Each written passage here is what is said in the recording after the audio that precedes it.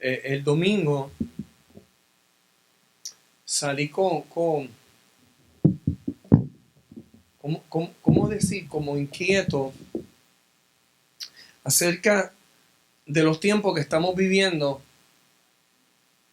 y acerca de la necesidad que podamos entender relacionado a la necesidad de que no haya solamente un grupo de personas dedicadas a la oración o a la intercesión, sino que una iglesia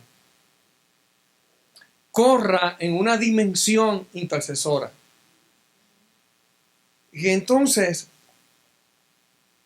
esa palabra dimensión intercesora como que me caló muy profundo.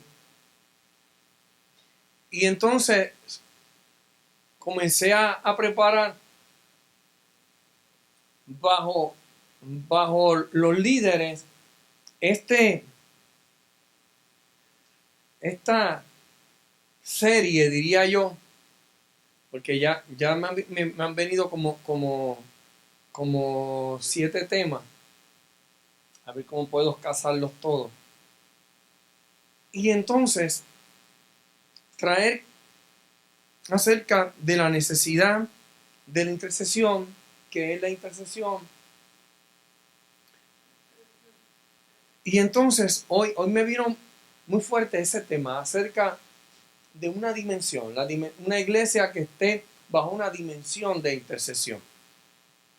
Y entonces quiero hablar hoy acerca de el libro de Números, capítulo 14.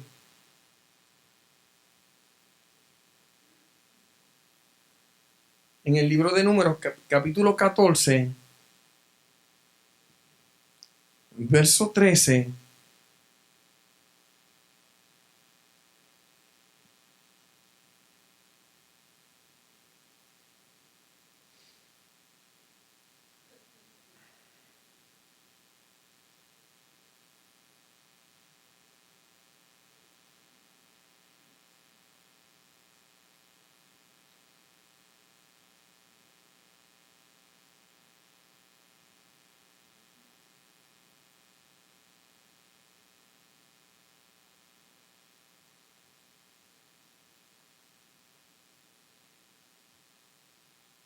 Qué lindo es el rey.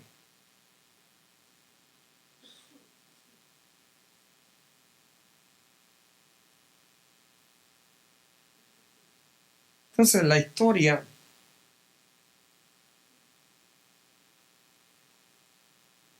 desde el verso 13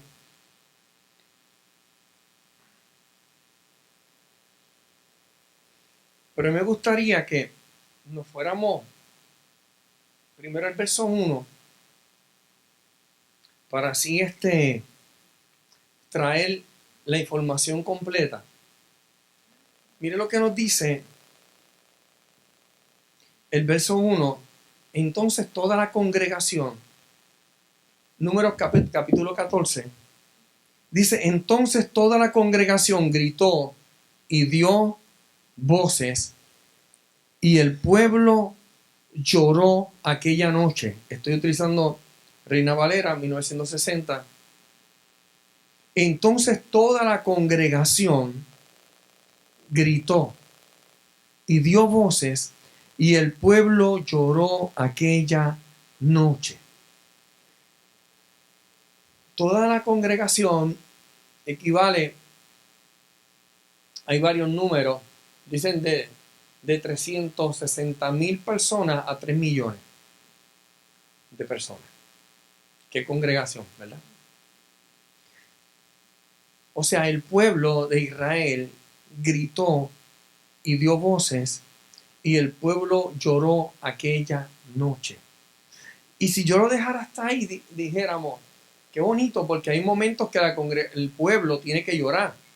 Hay momentos que el pueblo tiene que quebrantarse. El pueblo tiene que gritar. Pero el verso 2 dice que se quejaron contra Moisés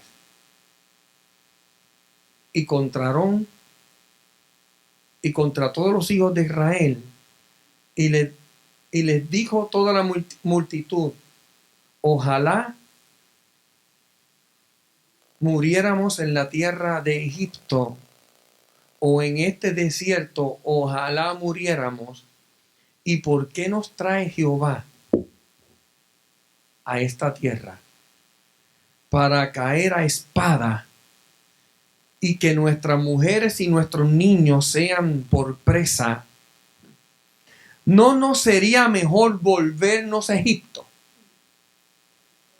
Ok, yo quiero decirle que ellos habían recibido 50 días después de haberse ido de Egipto, recibieron las tablas, los mandamientos, los recibieron, y de ahí salieron a la tierra de Canaán, a conquistar la tierra.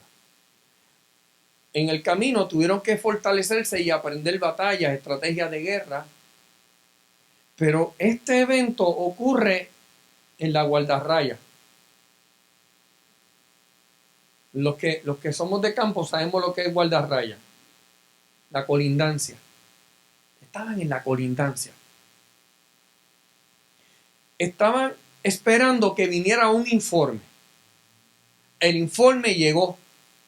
Y en el informe, 10 príncipes que fueron como espías a ver la tierra que Dios le había dicho que era de ellos y que la iban a conquistar. Y que Dios le dijo que habían gigantes. Y que Dios le dijo que fluía leche y miel. O sea, cuando ellos fueron, solamente fueron a confirmar lo que Dios le había dicho, si era cierto o no era cierto. Y si Dios le dijo que habían gigantes, y cuando entraron aquellos 10 vieron gigantes, Dios no mintió. O sea, Dios le dijo que habían gigantes, y habían gigantes. Dios le dijo que la gente eran grandes. Dios le dijo que le iba a que habían frutos enormes, y habían frutos enormes. Y Dios le dijo que ellos iban a vencer a los gigantes. Y Dios le dijo que aquella era su tierra y que ellos lo iban a sacar. Pero ellos pudieron ver la grandeza, pudieron ver los gigantes, pero no creyeron que podían vencerlos. Y ahí entonces el informe de estos 10 espías decía: no podemos. Y el pueblo le creyó, porque a la mayoría. Les voy a decir cuál es el problema.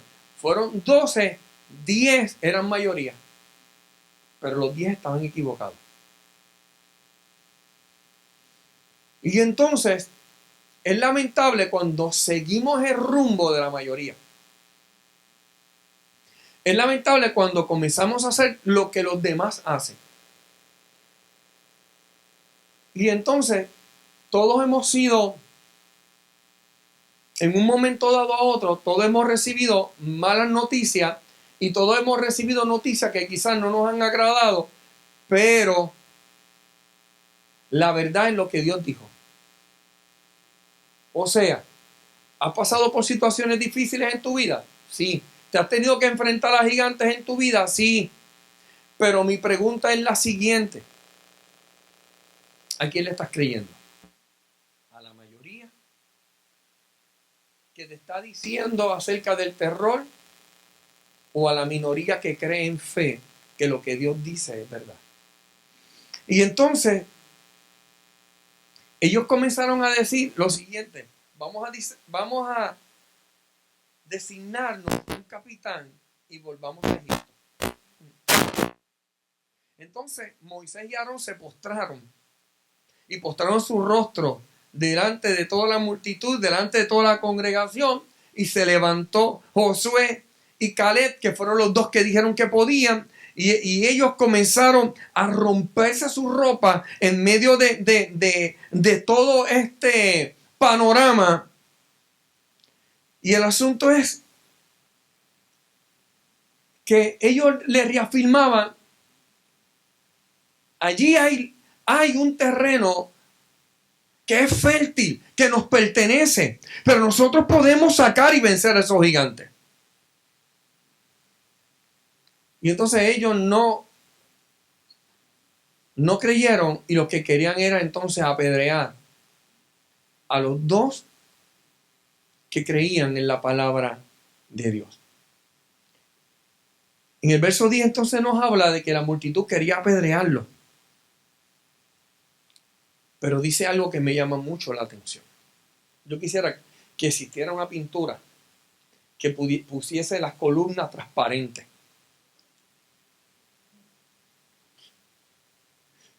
Santo Dios, estoy orando para que en el próximo local no hayan columnas en el centro. Y dice, pero la gloria de Dios se mostró en el tabernáculo de reunión a todos los hijos de Israel. Y Jehová dijo a Moisés, ¿hasta cuándo me ha de gritar este pueblo? ¿Hasta cuándo no me creerán con todas las señales que le he hecho en medio de ellos? Y Jehová le dijo, yo los voy a herir con mortandad, los voy a destruir, y a ti te pondré gente más grande y más fuerte que ellos.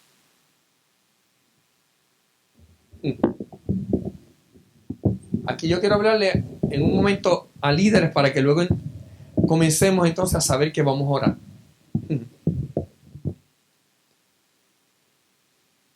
Vamos a poner que esto era un ministerio. Moisés era el líder del ministerio. La minoría estaban de acuerdo. La minoría. La mayoría no estaban de acuerdo. El líder se postra y se humilla delante de Dios y Dios le dice lo siguiente: ¿sabes qué? Voy a matar a toda esta gente. Voy a sacarlos a todos. Voy a sacar a todos del ministerio. Los voy a sacar a todos del ministerio y te voy a dar una gente nueva. Te voy a dar una gente más pudiente, una gente con más dinero, una gente más grande.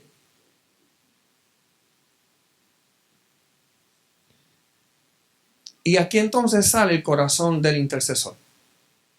Aquí sale el corazón del líder que es intercesor. El líder, el cual no ve conforme a lo que otros ven. Quizás un líder común hubiese dicho, dame un pueblo más grande, dame un pueblo más fuerte y un pueblo que me obedezca. Pero eso no fue la oración de Moisés. La oración de Moisés fue la siguiente: pero Moisés le respondió a Jehová. Oye, lo van a oír los egipcios, porque de en medio de ellos tú los sacaste. Y tú sacaste a este pueblo con poder y con autoridad de allí. Y dirán los habitantes de esta tierra, los cuales han oído que tú, oh Jehová, estabas en medio de este pueblo, que cara a cara aparecías tú, oh Jehová, y que tu nube estaba en medio de ellos, y que tú ibas delante de ellos en columna de nube y de noche columna de fuego, y que has hecho morir a este pueblo como un solo hombre, y la gente que hubiese oído tu fama hablarán diciendo, por cuanto Jehová no pudo meter este pueblo en la tierra en la cual les había jurado, los mató en el desierto. Ahora pues yo te ruego que sea magnificado el poder del Señor, como lo hablaste diciendo, Jehová es tardo para la ira y grande en misericordia, que perdona la iniquidad y la rebelión. Yo quiero que usted entienda que aquí Moisés le está hablando acerca de el carácter de Dios. Cuando cantamos, Señor, haz mi carácter, ¿verdad? Que a veces no sabemos ni lo que pedimos. Aquí Moisés está diciendo,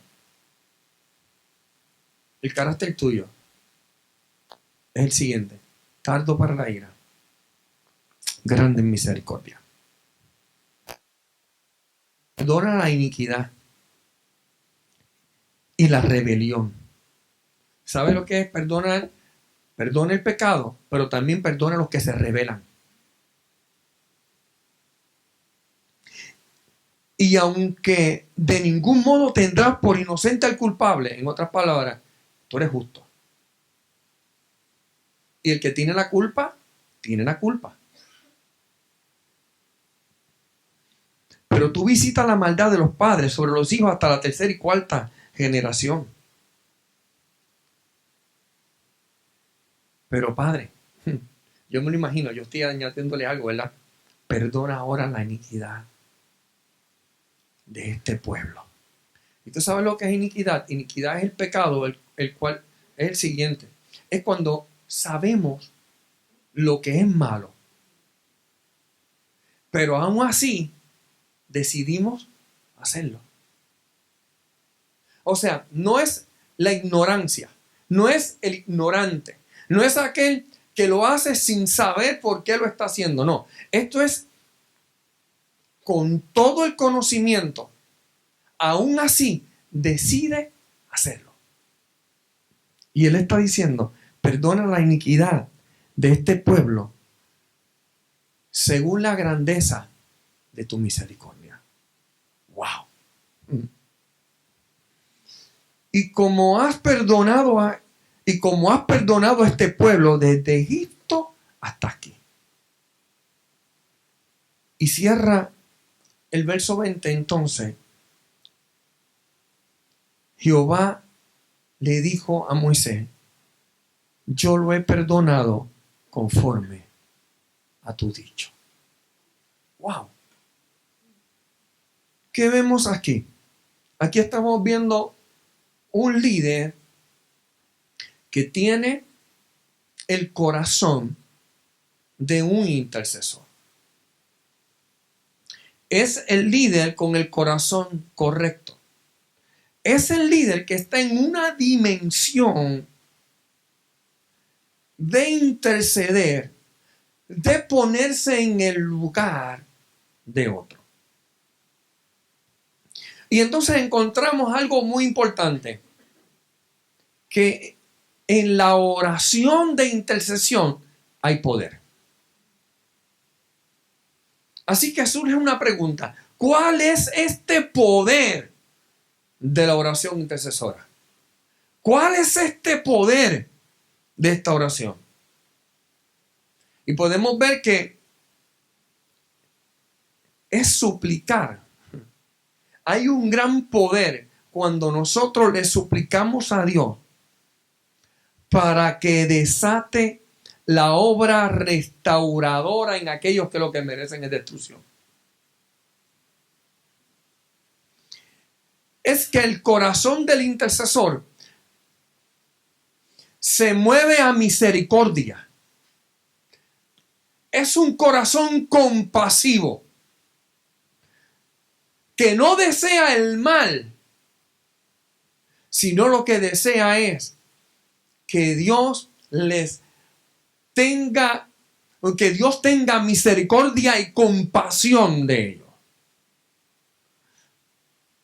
Entonces, para esto tenemos que sentir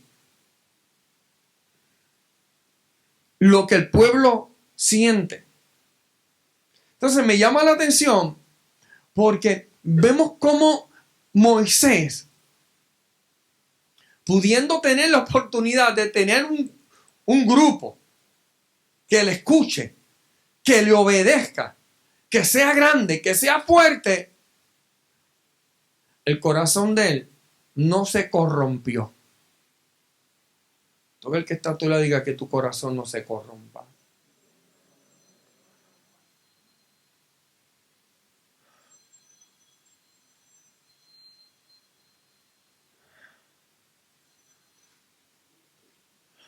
Características del intercesor. Vamos a ver las características de este intercesor llamado Moisés.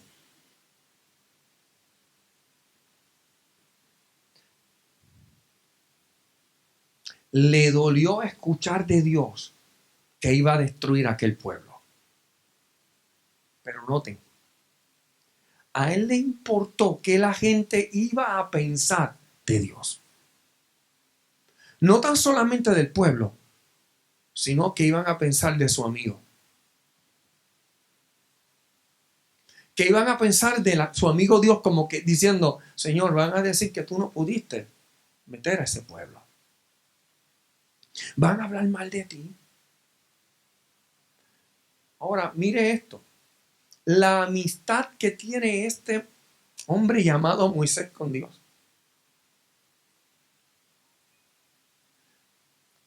Que lo conoce, que habla con él, que le explica, que le está diciendo qué la gente va a decir. Entonces, muchas veces Dios nos permite que enfrentemos situaciones como líderes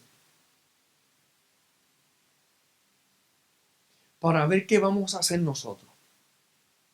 No porque Dios no sepa, sino es porque Dios quiere identificar áreas que están en nuestro corazón, áreas que están en nuestro corazón que necesitan ser trabajadas.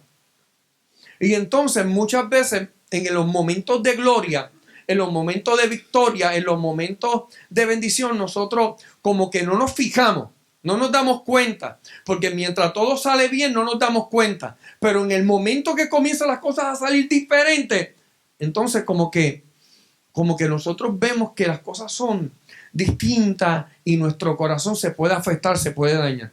Entonces yo puedo entender a través de esto, de esta historia de la vida real, que igual que a Moisés, nosotros somos probados dentro del ministerio. Ahora, ¿cuál va a ser nuestra oración para aquel que nos traiciona? ¿Cuál va a ser nuestra oración delante de Dios para aquel que nos ofende? ¿Cuál va a ser nuestra oración para aquel que nos quiere herir o que nos hiere? ¿Cuál va a ser nuestra oración? Podemos identificar que Moisés no se dejó llevar por las situaciones, sino que él tomó la palabra de Dios muy en serio y le dijo al Señor, no. A mí me llama la atención porque cuando usted sigue leyendo en el capítulo 14, Dios le dice, no, yo de aquí no me muevo si tú no te mueves. O sea, él estaba diciendo a Dios, ¿sabes qué? Dios, primero no cambies este pueblo, ten misericordia de ellos, pero te voy a decir algo, tú tienes que estar con nosotros. O sea, trabaja con esta gente, perdónalo, pero sigue tú siendo nuestro Dios. Oh. Dios quería herir a este pueblo de mortandad, pero el corazón de un adorador, el corazón de un intercesor, el corazón de un líder es el siguiente. Identifica.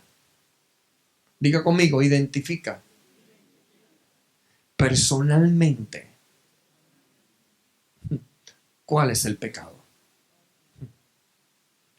O sea, Moisés no consideró el juicio que Dios que iba a establecer sobre Israel, sino que él se puso en el lugar de Israel, se puso en el lugar de lo que la gente iba a hablar de Dios, y le dijo, no, van a hablar mal de ti. Y él identificó cuál era el problema que tenía el pueblo, lo identificó y le dijo a Dios, Señor, mira, el problema de este pueblo es esto, perdónalo. Porque aunque él identificó cuál era el problema, también identificó cuál es el carácter de Dios. Un intercesor, un líder intercesor, tiene que conocer el corazón de su amado. Tiene que conocer el carácter de su Señor. No podemos ser líderes si no conocemos a aquel que nos estableció como líder.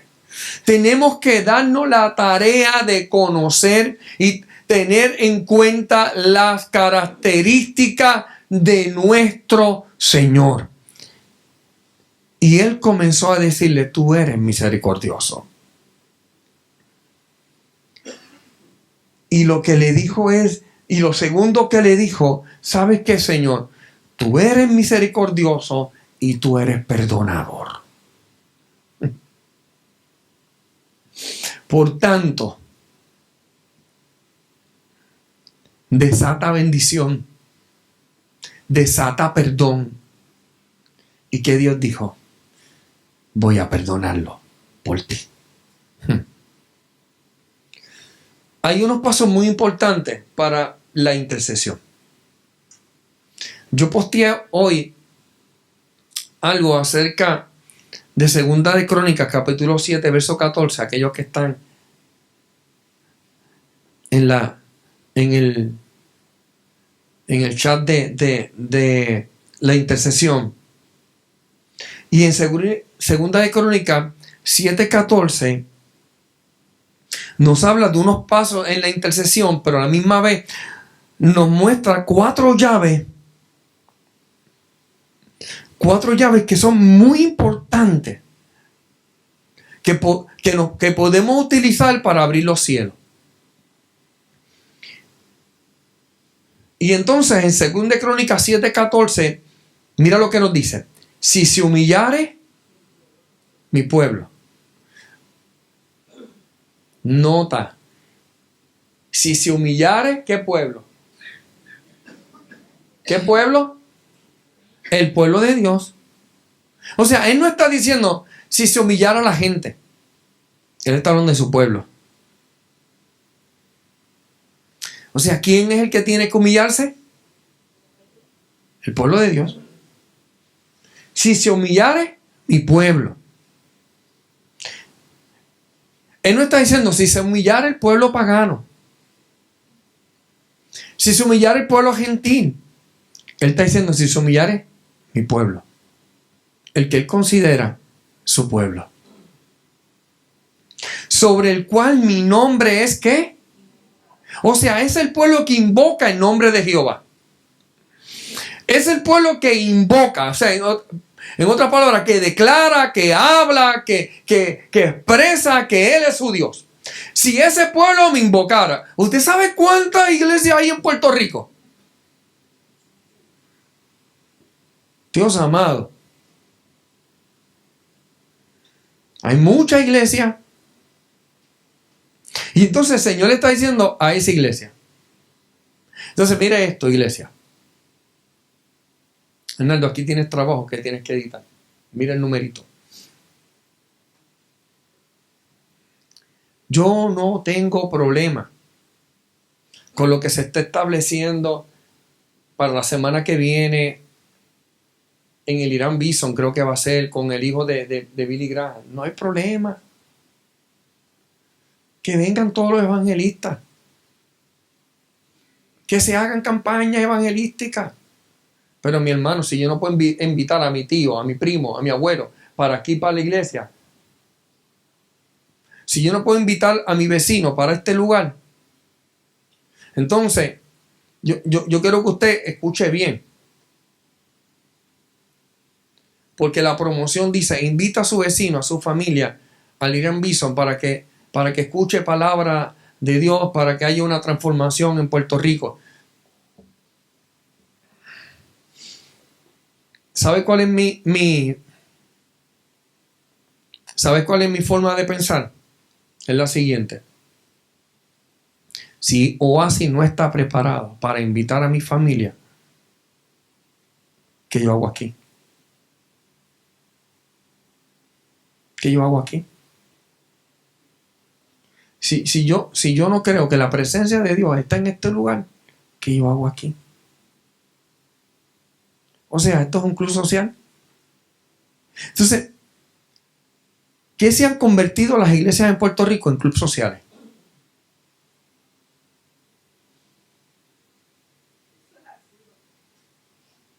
Son clubes sociales. Y entonces a esos clubes sociales, ¿sabe por qué le llamamos clubes sociales? Porque han sido centros que se han especializado en lo mismo, en lo mismo, en lo mismo, en una rutina, en lo mismo. Nadie se adiestra, no se capacita a la gente, la iglesia no encaja. Voy a poner esta palabra de encajar, de que no está viendo lo que está ocurriendo en los tiempos y permanecen encajonados en el mismo sistema. Siguen con la palabra de hace 25 o 30 años atrás, cuando la palabra es una fuente, un manantial, que hay palabra fresca de continuo, que comienza a establecerse y a temperarse a los tiempos. Mire, Dios no cambia. No, Él no cambia. Pero nosotros sí cambiamos. Las generaciones cambian. Y entonces Dios comienza a trabajar conforme al tiempo. Porque Dios no es un Dios de un tiempo. Él es el Dios de los tiempos. Y nosotros queremos encajar a Dios a nuestro tiempo, a nuestros sistemas, a nuestra forma de cultos, a nuestros estilos. Y entonces, Dios está llamando a una iglesia que se capacite, una iglesia que se prepare, una iglesia que salga a conquistar. Que todos los días salga con la mentalidad de ir a conquistar. Que entienda de que tiene poder, de que tiene autoridad. Que Dios nos delegó autoridad y poder. Entonces, tener la mentalidad de que vamos a ir a un sitio a reunir gente para que se convierta gente y luego peleamos por esa gente a cuál iglesias van a asistir. Y entonces yo tengo que pelear por los 3 o 4, por los 10 o por los 20 para que Oasis se llene. Por el trabajo que pasó otro. Yo no sé si me estoy dejando entender. El trabajo que pasó otro ministerio que tuvo que venir a Puerto Rico a sembrar para que luego entonces las iglesias que lleguen esas 10 personas sean iglesias que estén muertas. Sean iglesias que no estén pagando un precio. Y entonces esa vida queda desilusionada. ¿Sabe lo que yo creo? Que la iglesia en Puerto Rico lo que tiene es que reunirse y meterse a buscar de Dios y romper con las diferencias y con las dogmas doctrinales y comenzar a creer lo que dice la palabra sin las añadiduras que se le han establecido. Y comenzar a libertar a la gente. Y comenzar a decirle que hay un Dios perdonador. Y entonces capacitar y adiestrar a la iglesia para cuando hayan esos tipos de eventos, la iglesia pueda recibirlo, pueda sanar su familia, pueda sanar sus corazones, pueda trabajar realmente en el corazón de cada individuo. Si no, lo que seguimos haciendo es maniobras masivas con grandes resultados por los precios que otros pagaron, pero cuando caigan en las congregaciones le van a dar la misma carroña. ¿Por qué? Porque la iglesia en Puerto Rico necesita seguir este paso, humillarse. Si se humillare mi pueblo, sobre el cual mi nombre es invocado. Ese es el pueblo que tiene que humillarse. Las iglesias. Convertirse en los que están adentro. Cambiar la forma de pensar. Entender que ustedes tienen poder y autoridad para orar por los enfermos y que se sanen. En los años 30, 40, las iglesias no tenían mucha palabra, pero tenían poder.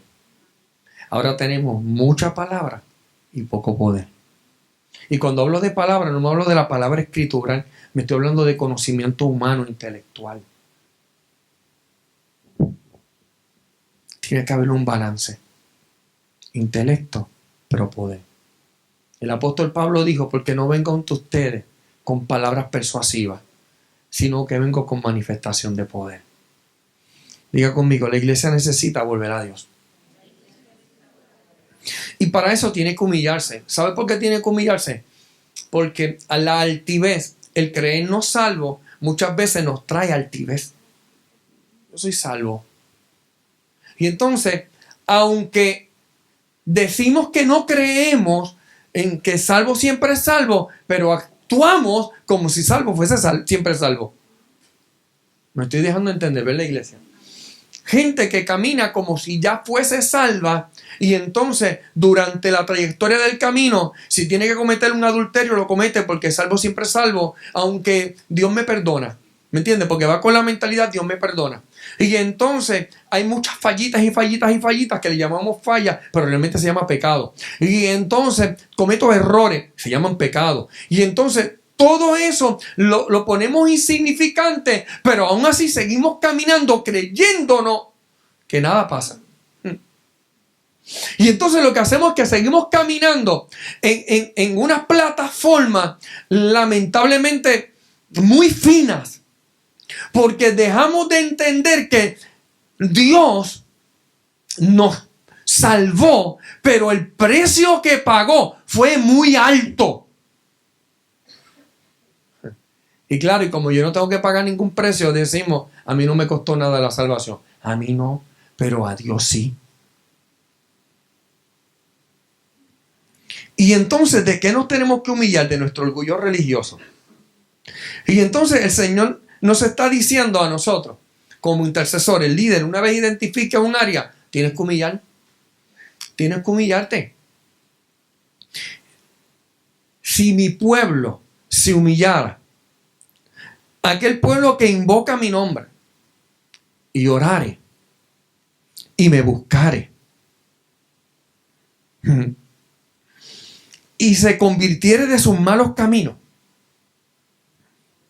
Oye, está hablando de que su pueblo se convierta de sus malos caminos. Porque la Biblia dice que hay muchos caminos que para el hombre son rectos, pero su fin es de muerte. Entonces yo lo oiré desde los cielos. Ay, ay, ay, mire esto, iglesia, escuche esto. ¿Qué está diciendo? Yo les oiré desde los cielos. Ahora, ¿qué significaba el tabernáculo? El arca del tabernáculo, el arca del pacto, ¿qué simbolizaba? La presencia de Dios en la tierra. Significa que aquel arca representaba la presencia de Dios en la tierra. ¿Qué tenía dentro aquel arca? Las tablas, la vara de ¿quién? De Aarón. ¿Y qué? Y el pan del cielo, que le llamaron maná. O sea, 3 cosas estaban dentro de aquel arca que fue despreciada por el pueblo de Israel. Las tablas fueron despreciadas, fue despreciado el ministerio sacerdotal o de Aarón, y fue despreciado el pan del cielo, que le dijeron, ¿qué es esto? Ahora, si entendemos estas 4 llaves, que la primera es humillación, si se humillara en mi pueblo, si entendiéramos que la segunda llave es la oración, que la tercera llave que abre los cielos es la búsqueda, cuando comenzamos de continuo a buscar el rostro de Dios, y entonces entendemos que tenemos que cambiar nuestra forma de pensar. Nuestra pasada manera de pensar tenemos que transformarla. Entonces vamos a ver un gran avivamiento dentro de nuestra iglesia. Entonces vamos a ver que cada congregación se convertirá como una antorcha de fuego. Yo estoy escuchando acerca del avivamiento que está ocurriendo en Colombia, en Bogotá, con la iglesia Avivamiento.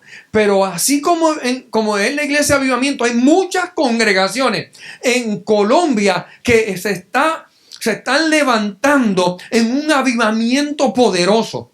Pero para que haya un avivamiento poderoso, la iglesia tiene que cambiar su manera de ser y meterse en una dimensión intercesora. ¿Sabes qué, Oasis? Yo estoy viendo cada vez que se está pidiendo, se está tirando para arriba un telegrama, estoy viendo contestación. ¿Sabe lo que Dios nos está indicando? Que a mayor humillación, mayor gloria. Y entonces, creo que entonces sería que nuestro corazón, que nuestra mente se incrementara o creciera o comenzara a evaluar qué áreas en nuestra vida necesitan ser postradas, pero a nivel colectivo, ¿qué necesita que sea postrado? ¿Por qué? Porque para que haya transformación y cambio, tenemos que ir. Lo primero que tenemos que hacer, diga conmigo, es ir con una profunda humillación delante de Dios. Y entonces, esto es una acción. Yo quiero que lo veamos como varias acciones. Y dentro de la primera acción que tenemos que hacer es ir a la presencia de Dios. Tenemos que ir con un profundo deseo de que Dios trabaje con el pueblo, de que Dios perdone. Fue lo que hizo Moisés.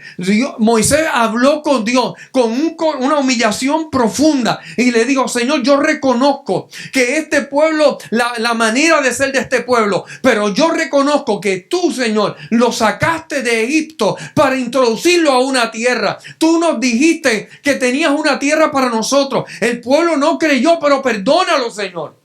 Dale una oportunidad. Y Dios le dijo: ok, este pueblo no va a entrar ninguno de ellos. Todos van a perecer aquí en el desierto, pero la generación que salga de ellos va a entrar.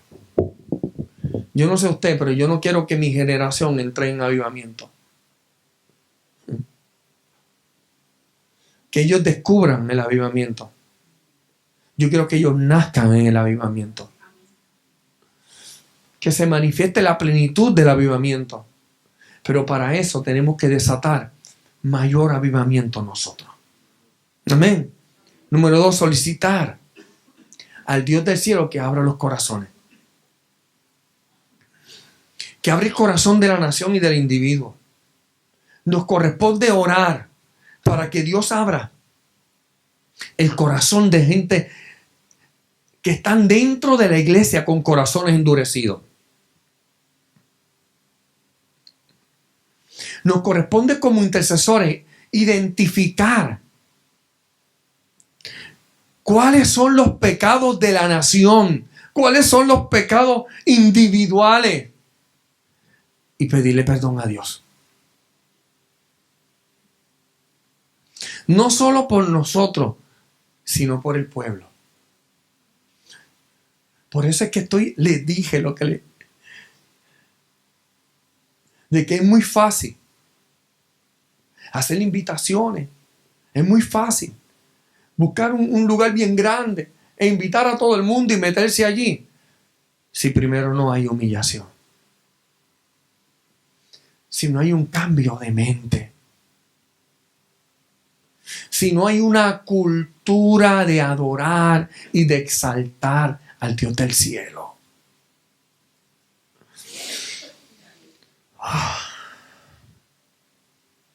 Y entonces, pedirle a Dios que nos santifique.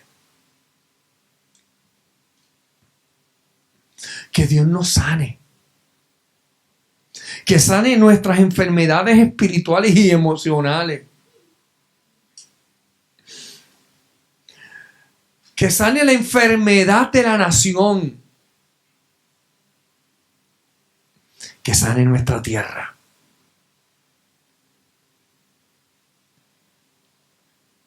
Y luego que una iglesia esté sanada, y luego que una iglesia está restaurada, y luego una iglesia se siente perdonada, y una iglesia se siente que está ahí en la brecha, entonces podemos pararnos a guerrear.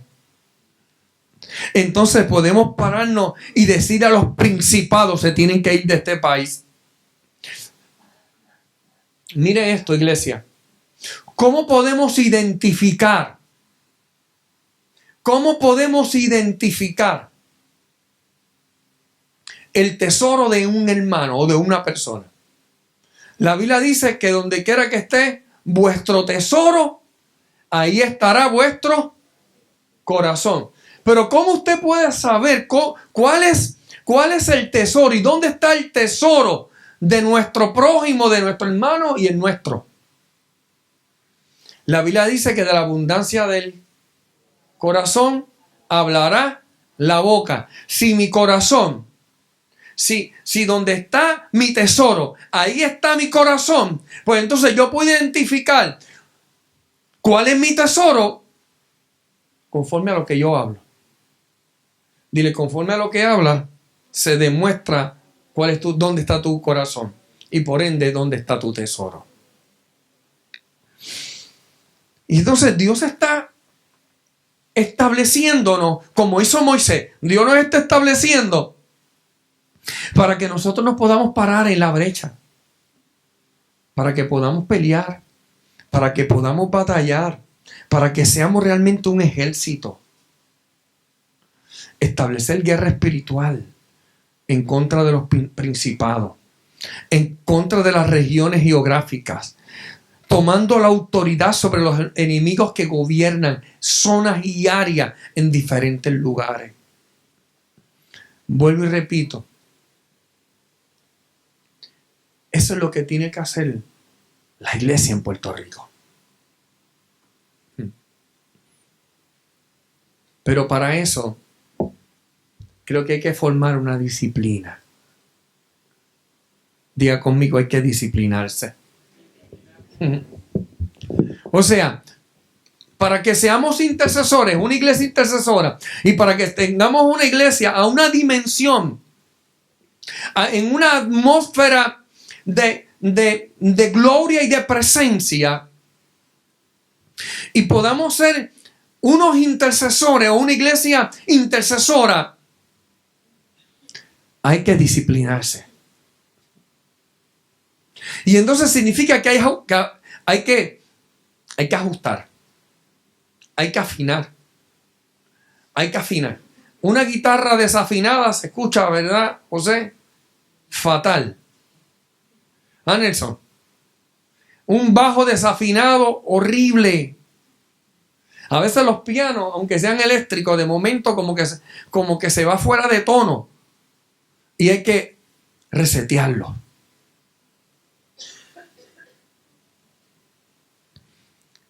Así podemos ser nosotros, intercesores desafinados. Y un intercesor desafinado no es asertivo. Para nosotros ser intercesores que seamos asertivos, tenemos que disciplinarnos. Dígale conmigo: tenemos que disciplinarnos.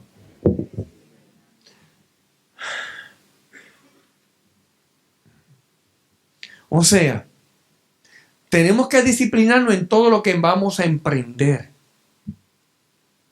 Diga conmigo: tenemos que tener un norte. Hay gente como, yo no sé si has visto, ¿cuándo han visto las bruquenas caminando, los bueyes?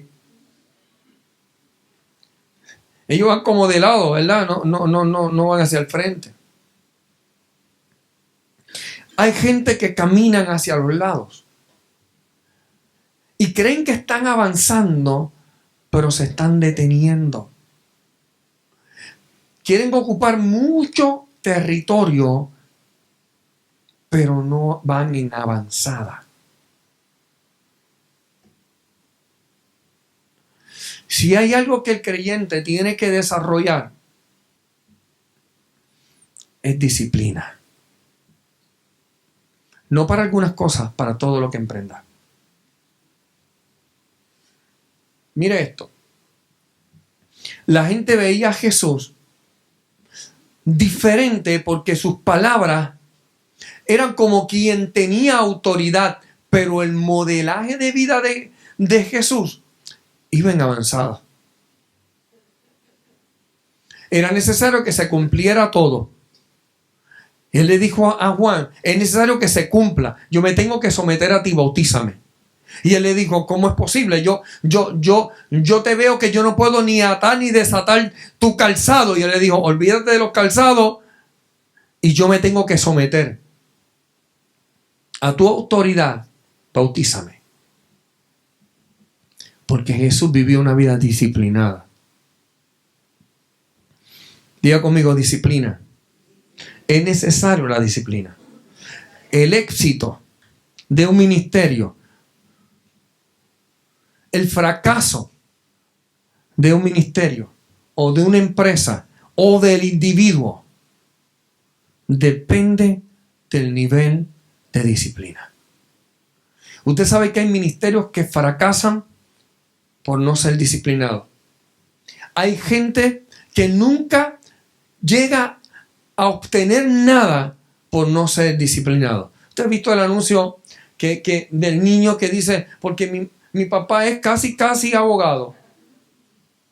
Porque el mío es casi ingeniero. Porque comenzaron, pero no terminaron. Para nosotros poder ser intercesores, que demos en el blanco, tenemos que ser disciplinados. En el libro de Lucas, capítulo 2, verso 36 al verso 38, vamos a ver una mujer disciplinada. Amén. Lucas, capítulo 2, del verso 36 al verso 38. Ahí nos habla la historia de una mujer llamada Ana, una profetisa, viuda, que servía a Dios en el templo. Dice, y estaba allí Ana, profetisa, hija de Fanuel, de la tribu de Aser, de edad muy avanzada. Pues había vivido con su marido 7 años, los matemáticos. 7 años había vivido con su marido. Desde su virginidad. O sea, que se casó y tuvo 7 años en el matrimonio. Y había sido viuda 84 años. 84 más 7, matemático, 90 y qué, 90 y qué, 91. Ahora, imagínense que se casó a los 17 años, aproximadamente. Vamos a poner un número aproximadamente, ¿cuánto tenía? 91 más 17. 191 más 17. 116. 116.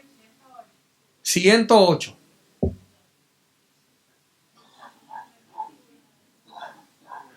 Ahora, eso es poniendo que se casó a los 17 años, ¿verdad? Así que aproximadamente tenía de 105, 108, puede que haya tenido más. Y si se casó siendo casi un hamburger, un jamón, ¿verdad? Si se casó a los 40 o a los 50, no sabemos. Así que estaba entradita en edad. Ahora, escuche esto. Aquella mujer era una mujer profetisa. Aleluya. Aquella era una mujer profeta. Era una mujer la cual iba al templo. Escuche esto.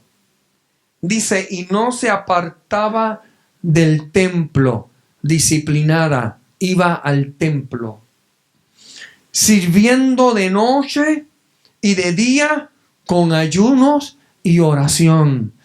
¿Sabe por qué? Escuche esto que es bien importante. Cuando usted está orando, usted no está ocioso.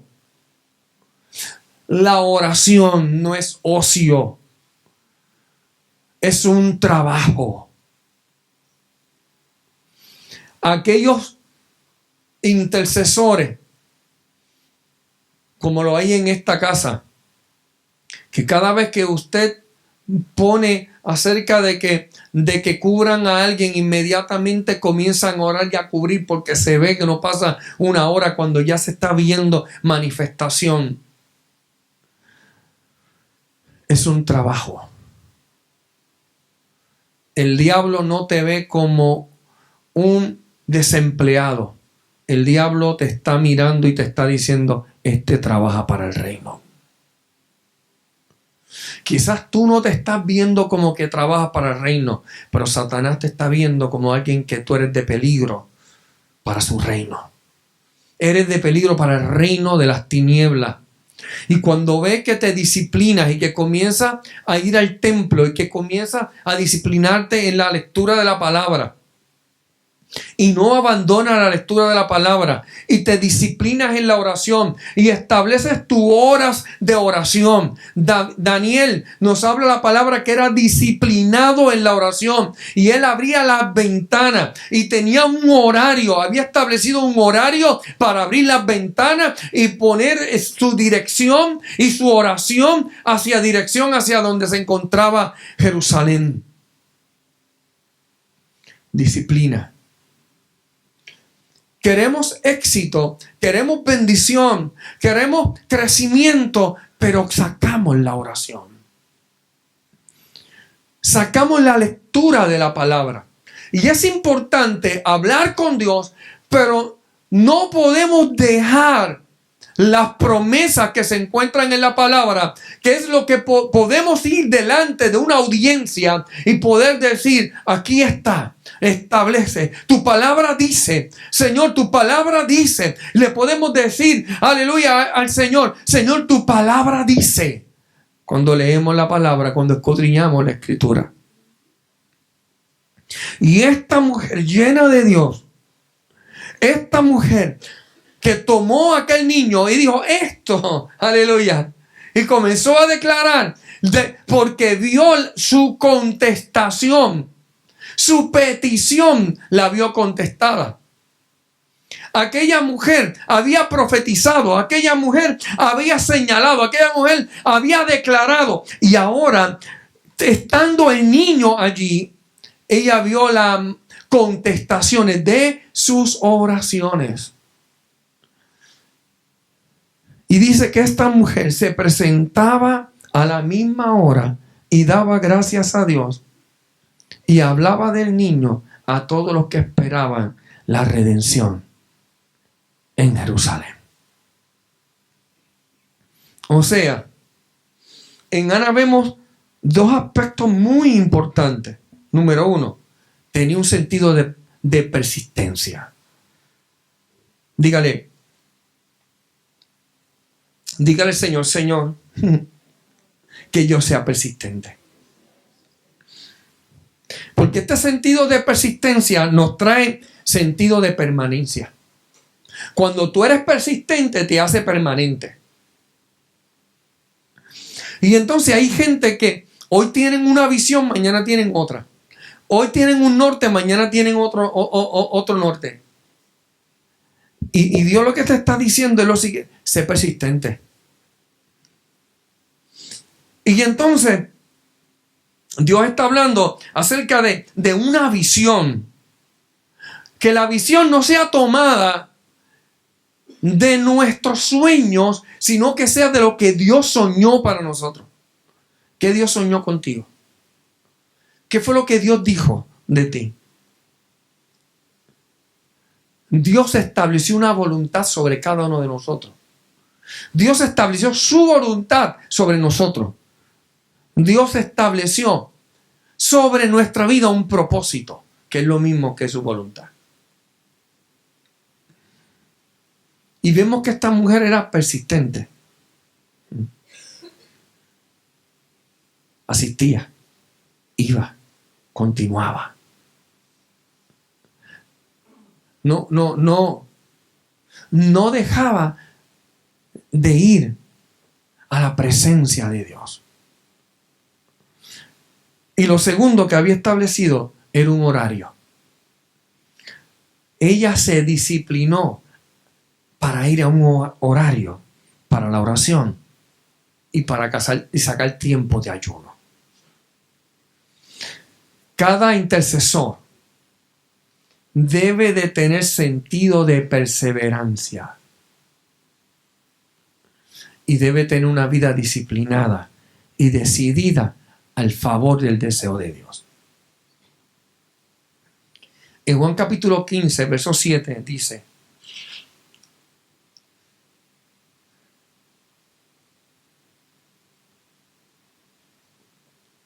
si permanecen en mí. ¿Qué dice? Si permanecen en mí. Oh, Shabbat de Rebeca. Santo Dios. Bueno, yo siento una presencia. Qué hermoso. Gracias, Señor. Si permanecen en mí. Y mis palabras permanecen en vosotros. Entonces, pidan lo que quieran. Es si somos perseverantes y las palabras que Él declaró, no permitimos que Satanás nos las robe. Qué poderoso. Las aves del cielo, cuando habla del terreno que está endurecido, que cayó, que las aves del cielo vinieron y la comieron. ¿Se acuerdan del taller que trajo Lena? La Biblia nos habla de que son semillas, es una semilla. Dios nos ha sembrado semilla a nosotros. Dios ha sembrado semilla en nuestros corazones. Y a nosotros nos corresponde agarrar esa palabra y permanecer en ella. Y cuando nosotros permanecemos en esa palabra y creemos en esa palabra, entonces podemos ir al cielo, podemos ir a la presencia de Dios en oración y podemos solicitar y podemos pedir. Y lo que vamos a pedir es conforme a lo que Él declaró sobre nuestra vida, dice que será hecho. Imaginémonos que hayan personas que hoy salgan de aquí, de este lugar. Vamos a imaginarnos que todos ustedes salgan de aquí hoy entendiendo el poderoso principio de establecer la voluntad de Dios o la palabra que Dios ha declarado sobre nosotros. Y entonces que cada cual nos convirtamos como si fuese una red. Imagínate que cuando, yo no sé si usted ha visto las redes de internet, de comunicaciones, las cuales como que se interconectan. Y uno cree que a veces es una línea directito de mi casa a casa del vecino, de casa del vecino a la otro vecino. No, pero cuando uno lo ve ramificado, uno lo ve que se interconectan, que usted tiró un mensaje y quizás recorrió el mundo entero para llegar a la casa del vecino. O sea, para yo enviarle un mensaje a un vecino por internet, quizás se recorre el mundo entero para llegar a la casa del vecino. O sea, sería más fácil que brincar a verla de mi casa a la casa del vecino. Pero no.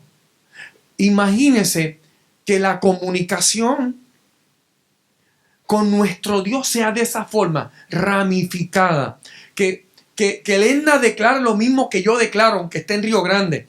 Que cada uno de nosotros establezcamos una misma forma de declarar, de atar y desatar. Y luego estaba trayendo un estudio sobre eso. Imaginémonos que todos salgamos de aquí en acuerdo.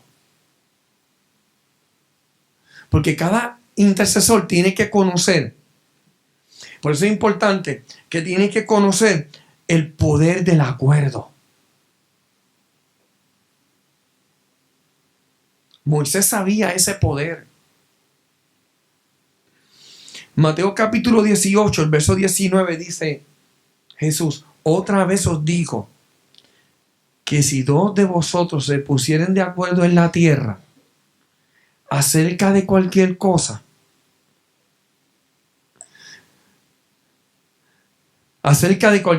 que pidieren, les será hecho por mi Padre que está en los cielos. Diga conmigo el poder del acuerdo. Por eso es que estamos viendo contestaciones. Por eso es que estamos viendo milagros. Por eso es que estamos viendo sanidades. Porque nos estamos poniendo de acuerdo. Ahora imagínense que incrementemos ese poder del acuerdo. Mire este verso. Levítico 26, del 8 al 9. Cuando lo leí no me caí para atrás porque estaba sentado. 26, 8 y 9.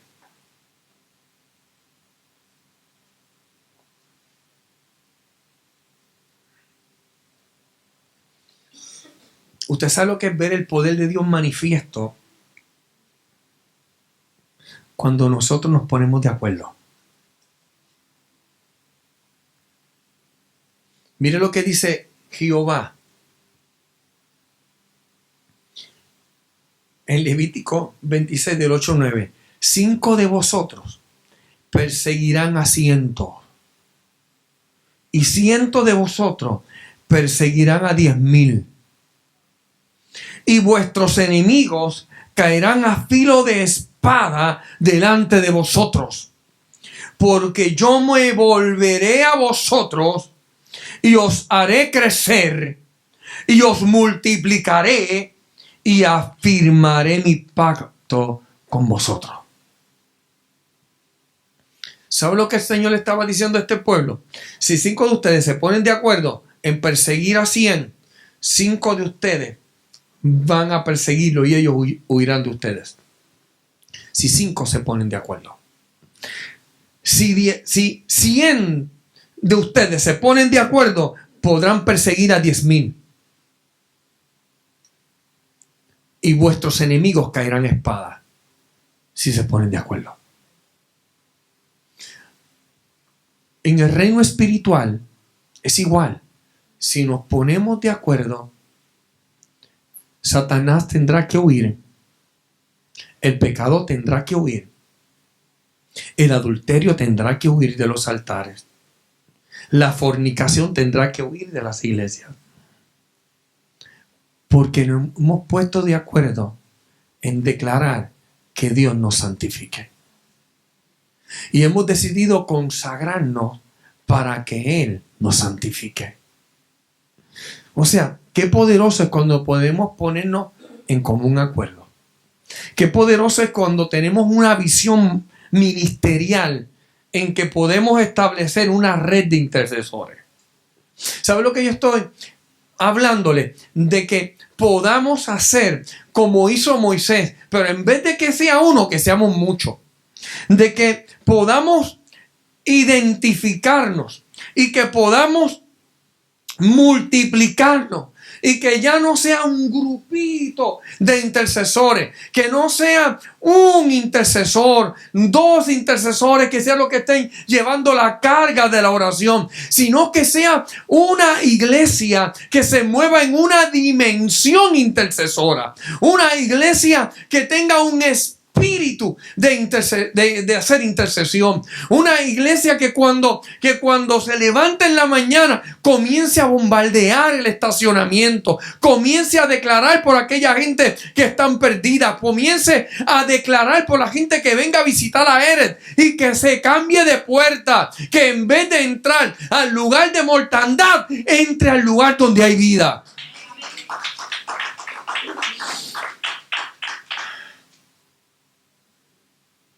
Que salgamos hoy de aquí todos viéndonos como intercesores.